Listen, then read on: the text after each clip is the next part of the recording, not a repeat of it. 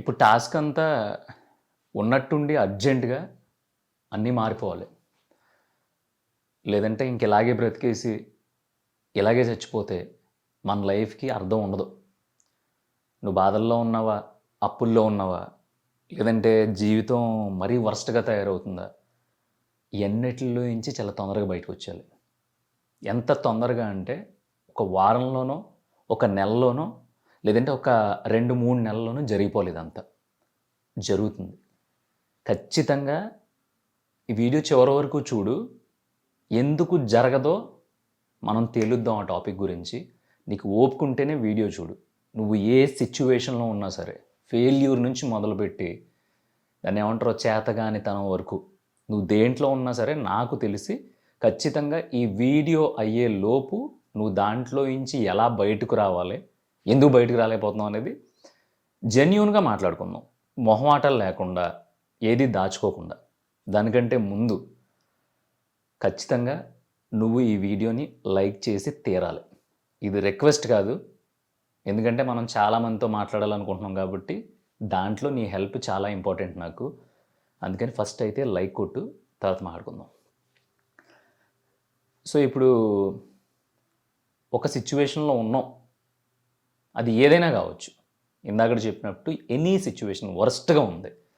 దాంట్లో నుంచి నువ్వు ఎంత తొందరగా వీలైతే అంత తొందరగా బయటికి రావాలనుకుంటున్నావు. ఇది మన టాస్క్ ఇప్పుడు ఈ వీడియోలో.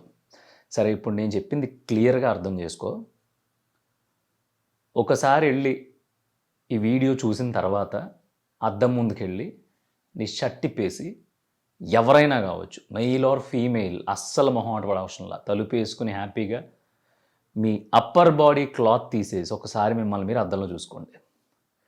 చూసుకున్నప్పుడు మనం అంటే మనకి ఎలా ఉన్నా నచ్చుతాం. కానీ జెన్యూన్‌గా మీ బాడీ మీద మీరు ఒక ఫీడ్‌బ్యాక్ రాసుకోండి. ఆ ఫీడ్‌బ్యాక్ ఏంటంటే మీ పొట్ట గురించి, మీ పర్సనాలిటీ సైజ్ గురించి. ఒకవేళ మీరు ఇలా కాకుండా యాడ్ మేకింగ్‌లో, యాడ్ ఫిలింలో, లేదంటే ఒక హీరోని, లేదంటే ఒక సాలిడ్‌గా చాలా ఫిట్‌గా ఉన్న మనిషిని చూసినప్పుడు రేపు భలే ఉన్నాడు, మనం కూడా ఇలా ఉండాలనిపించినప్పుడు మీకు ఏ ఫీలింగ్ వస్తుందో, ఒకవేళ మీరు అలా తయారైతే ఎలా ఉంటుంది అనే ఇమాజినేషన్ ఒకసారి ఊహించుకోండి. ఊహించేసుకున్నారు కదా? ఇప్పుడు షర్ట్ వేసుకున్న తర్వాత అన్ని అవకాశాలు ఇప్పుడు మీ చేతిలోనే ఉంటాయి. ఈ బాడీ అనేది మీరు అద్దంలో చూసుకున్నప్పుడు ఆబ్వియస్గా మనం పర్ఫెక్ట్గా ఉండం. కొంతమంది లావుగా ఉంటారు, కొంతమంది చబ్బీగా ఉంటారు, కొంతమంది కొంచెం కొలెస్ట్రాల్ ఎక్కువ ఉంటాయి. అది కాకుండా మన పైన లేయర్, మనం ఏదైతే న్యూడ్గా అప్పర్ బాడీ మనల్ని మనం చూసుకున్నామో, ఆ చూసుకున్నప్పుడు పైన కనిపించేది కాకుండా ఆ కొవ్వు లేయర్ తర్వాత మజిల్ లేయర్ ఉంటుంది.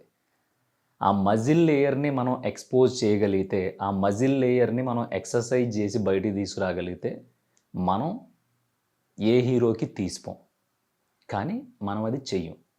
కానీ మనం వెంటనే అందంగా కనిపించుకోవాలి, వెంటనే మన బతుకులు మారిపోవాలి, వెంటనే మన సిచ్యువేషన్లు వితిన్ వీక్స్లోనో మంత్స్లోనో చేంజ్ అయిపోయి సూపర్గా హ్యాపీగా గడిచిపోవాలి. ఎందుకు గడుస్తుంది?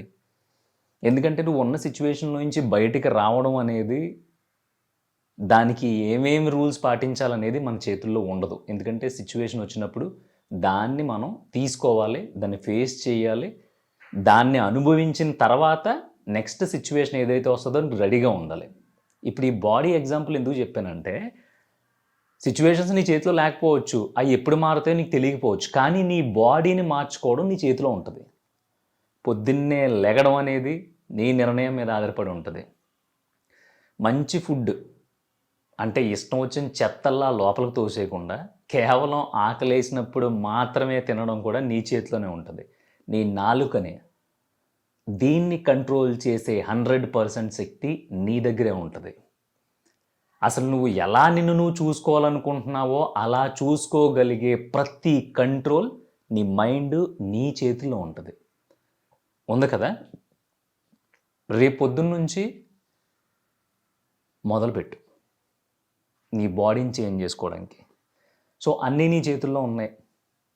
ఫుడ్ మంచిది తినగలవు. మరీ బాదం గింజలు, లేదంటే మరీ బ్రోకలీ, లేదంటే బాయిల్డ్ మీటు అలాంటివి కాకపోయినా రోజు పొద్దున్నే లేచి 2 ఎగ్స్, దాని తర్వాత వెరీ చీప్ ఫుడ్ రాగి జావా అయిపోయింది, కేల్కతం. అక్కడితో పొద్దున్న బ్రేక్ఫాస్ట్ అయిపోయింది. మధ్యాహ్నం రోజు మనం ఇంత తింటాం, నేనైనా ఇంకొకడైనా నువ్వైనా, దాన్ని ఇంతకు తీసుకొచ్చి దాంతో సరిపెట్టేసుకుని ఒక 10-15% ఆకలితో ఉండు. ఇది చేయగలవు. ఆబ్వియస్గా మధ్యాహ్నం తక్కువ తిన్నాం కాబట్టి 2:30, 3 ఆ టైంకి ఆకలేస్తుంది. నువ్వు ఉద్యోగంలో ఉన్నా, నువ్వు పని చేసుకుంటున్నా, లేదంటే నువ్వు చదువుకుంటున్నా, నువ్వు కాలేజీలో ఉన్నా, ఏం చేసినా సరే నీకు వాకబుల్ డిస్టెన్స్లో కిళ్ళి కొట్లు, కిరాణా కొట్లు, పాన్ డబ్బాలు బొచ్చుడు ఉంటాయి. అక్కడికి వెళ్ళి ఒక ₹5 పెడితే పల్లి చిక్కి, అంటే వేరుశనగపప్పు పచ్చి అంటాం మనం, కొంతమంది పల్లి చిక్కి అంటారు. ఆ వేరుశనగపప్పు పచ్చి తిన్నాం అనుకో సరిపోద్ది. ఎక్కడ లేని ఎనర్జీ, మంచి ఫుడ్ అది. అక్కడతో స్నాక్స్ అయిపోయినాయి. సాయంత్రం నువ్వు ఎప్పుడు ఇంటికి వెళ్తే అప్పుడు నువ్వు ఫస్ట్ చేయాల్సిన పని ఫ్రెష్ అయిపోయి ఇంత తినేయడం, ఏది ఉంటే అది. అప్పుడు కూడా 15% ఆకలితోనే ఉంది. ఇలా నువ్వు ఒక 6 months తపస్సులా చేస్తే నీ బాడీలో చిన్న చేంజ్ వస్తుంది. బుల్లిది చాలా చిన్నది, అది ఎంత మైన్యూట్గా ఉంటుందంటే నాకు ఇలా అనిపిస్తూ ఉంటే నాకు గూజ్ బంప్స్ వస్తున్నాయి. చాలా చిన్న చేంజ్ వస్తుంది 6 నెలలకి. ఇలా నువ్వు తప్పకుండా సంవత్సరం చేసావు అనుకో, ఎంత చేంజ్ వస్తుంది, ఎంత చేంజ్. ఆ చేంజ్ వచ్చిన తర్వాత మళ్ళీ నువ్వు షర్ట్ తీసుకుని చూసుకున్నావు అనుకో, అప్పుడు తెలుస్తుంది, ఓహో కంట్రోల్డ్గా మనం ఒక పని చేస్తే ఆ పనిలో డిసిప్లిన్ ఉంటే, ఆ పని మీద మనం చాలా ట్రస్ట్తో, నమ్మకంతో ఉంటే ఆ పనికి కొంచెం టైం పట్టొచ్చు కానీ చేంజ్ అయితే వస్తుంది అనేది నీకు అర్థమవుతుంది. ఎందుకు చెప్తున్నానంటే, ఆకలేసేసింది ఇంకా విపరీతంగా, నీకు ఆప్షన్ లేదనుకున్నప్పుడు ₹10 పెడితే అట్టుపండు వస్తుంది, ₹5 పెడితే క్యారెట్స్ వస్తాయి, ఇంకో ₹10 పెడితే బీట్రూట్ వస్తుంది. అవి పచ్చియే తినేయచ్చు, కానీ మనం తినం. ఆ ఆప్షన్ మనకు నచ్చదు. ఒక బీర్ తీసుకుంటాం, గడగడ గడగడగడ ఎక్కపోయినా సరే తాగేస్తాం. ఒక 700-800 ml ఉంటుంది అది. కానీ ₹120 కొబ్బరి బొండం నీళ్ళు ఫుల్ బాటిల్ కొనుక్కుని దాన్ని మాత్రం గడగడ తాగలేం. ఎందుకో తెలియదు నాకు. బేసిక్గా కొబ్బరి బొండం నీళ్ళు టేస్టే బాగుంటాయి. అలా అని నేనేదో పతివ్రతనే, నిన్నేదో పత్తిత్తిలో ఉండమని నేను చెప్పట్లా. మనం చెయ్యాల్సిన టైంలో చెయ్యొచ్చు. వీకెండ్లు ఉంటాయి, మంత్లో మనకంటూ ఒక రోజు ఉంటుంది. ఆ రోజు నీ ఇష్టం. నువ్వు తాగుతావా, తందనాలు ఆడతావా, ఏదన్నా చేసుకో. ఎందుకంటే నేను మానేయమన్నంత మాత్రాన ఇక్కడ ఎవడో ఏది మాండో, నేను చేయమన్నంత మాత్రాన అందరూ ఏది చేయరు. మనం మాట్లాడడం వరకు మన రెస్పాన్సిబిలిటీ. తర్వాత తీసుకోవడం అనేది వాళ్ళని ఎంత స్ట్రాంగ్గా మార్చుకుంటున్నారో అన్న దాని మీద ఉంటుంది. కమింగ్ టు ద టాపిక్, ఆ సంవత్సరం నువ్వు చాలా డెడికేటెడ్గా చాలా వాటిని చంపుకొని నీ చేతుల్లో ఉన్న వాటిని కరెక్ట్గా నువ్వు ఇంప్లిమెంట్ చేయగలిగితే సంవత్సరం తర్వాత నీ బాడీలో ఒక ఇంచ్ చేంజ్ వస్తుంది. క్లియర్గా ఉన్నావు కదా ఇప్పుడు దాకా? నీ చేతుల్లో ఉండి నువ్వు చేయగలిగి 100% నేను చేంజ్ తీసుకొస్తాను అని నువ్వు బాండ్ పేపర్ మీద రాసిచ్చి చేంజ్ చేసుకోగలిగేది నీ బాడీ, నీ లైఫ్ స్టైలు, నీ ఫిట్నెస్. అవునా? నువ్వు ఇది చేస్తున్నావా లేదా అనేది ప్యూర్లీ నీ మైండ్ సెట్, నీ కాన్సన్ట్రేషను, నీ ఫోకస్, నీ డిసిప్లిన్ మీద ఉంటుంది. అవును కదా? మరి అన్నీ నీ చేతిలో ఉన్నా సరే ఇప్పుడు దాకా నువ్వు ఇలాంటిది ఎప్పుడైనా చేసావా? నువ్వు మార్చుకున్నావా? మార్చుకోలేదు. అలాగే బ్రతికేస్తున్నావు, అయ్యే తింటున్నావు, అలాగే ఉంటున్నావు. 30 సంవత్సరాలోడేమో 40 సంవత్సరాలలో కనిపిస్తున్నాడు, 40 60 కనిపిస్తున్నాడు. మరి నీ చేతిలో ఉన్నట్లనే నువ్వు మార్చుకోవట్లేదు కదా. నువ్వు ఉన్న సిచ్యువేషను ఎంత బ్యాడ్ సిచ్యువేషన్ అంటే, ఇప్పుడు దాకా నువ్వు తెలుసో తెలియకో చేసిన తప్పులు, నీ కర్మ కాలిపోయి నీతో కలిసిన మనుషులు, నీ దౌర్భాగ్య పరిస్థితి వల్ల నువ్వు మంచికి వెళ్తే చెడు జరిగిన పరిస్థితులు, ఇవన్నీ కలిపి ఒక బ్యాడ్ ఫేజ్లో ఉన్నావు ఇప్పుడు నువ్వు. సో ఏవి నీ కంట్రోల్లో ఉండవు. ఒకరిని కలిసేవు, ఫస్ట్లో అంతా బాగానే ఉంది, తర్వాత వెళ్ళే కొద్దీ నీకు ఆ పర్సన్ కరెక్ట్ కాదు. నువ్వు ఎంత లొంగిపోయినా సరే నిన్ను ఇంకా తొక్కేస్తున్నాడు అవతల పర్సన్. అప్పుడు నువ్వేం చేయాలి? అక్కడి నుంచి మూవ్ ఆన్ అయిపోవాలి.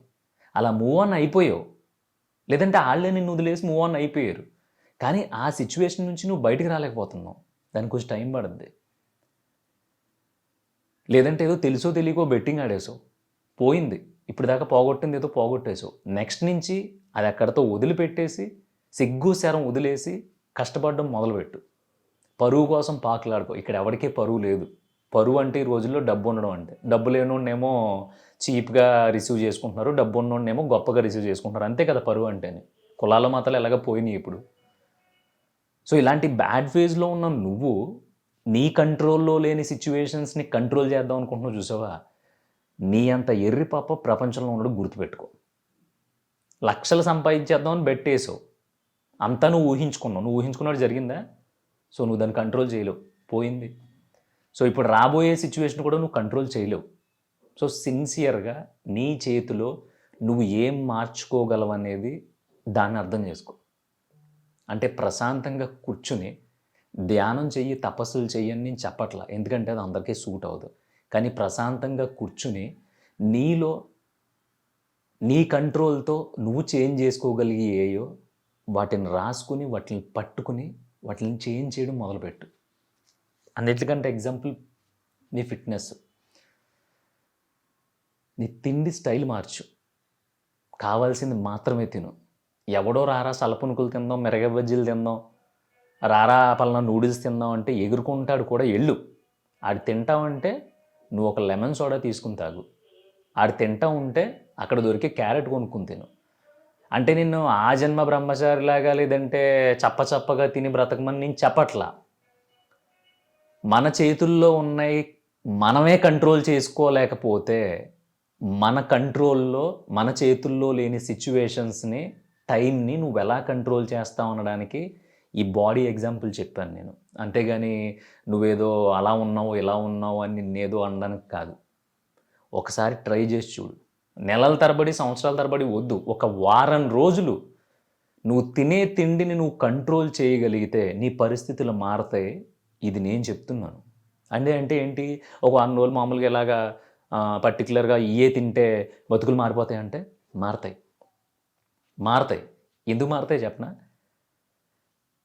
నువ్వు నీ లోపలికి వెళ్ళేదాన్ని చాలా బలవంతంగా ఆపుకుని తింటే నీకు ఎంత బాధ వస్తుంది తెలుసా? పొద్దున్నీళ్ళు దోశ తినాలని ఉంటుంది, కానీ నేనేమన్నా రాగిజావ తాగమన్నా ఓ రోజు బాగానే ఉంటుంది, రెండో రోజు చప్పగా ఉండి తినమ్మ చిచ్చి అనిపిస్తుంది.